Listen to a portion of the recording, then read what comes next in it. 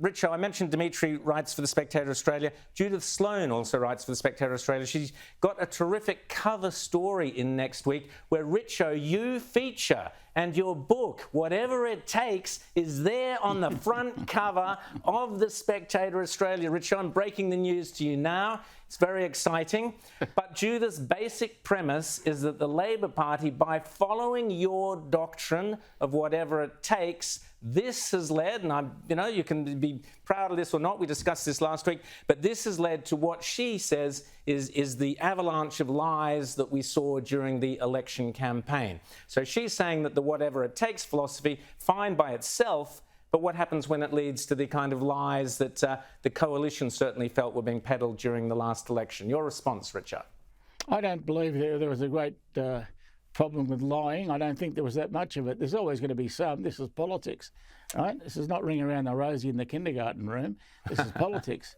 So you're going to have to expect that there's going to be some argument about that because we will never agree on what the truth is. That's the real problem. You know, your truth might not be mine. I think that's a great point, Richard. Do we live in this kind of postmodern world, Dimitri, where the truth is my truth? You know, as they're always telling us, the woke crowd, my truth is not necessarily your truth. And what was her name? Meghan, the Duchess of Sussex, had her truth and someone else had their truth. Do you buy this argument? No. And, if Richard's position is correct, then why do we need misinformation and disinformation laws?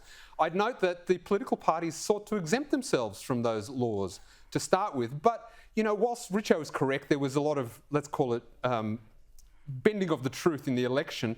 That, in great part, absolves the Liberal Party and the coalition in the appalling way that they managed the election, and they didn't respond.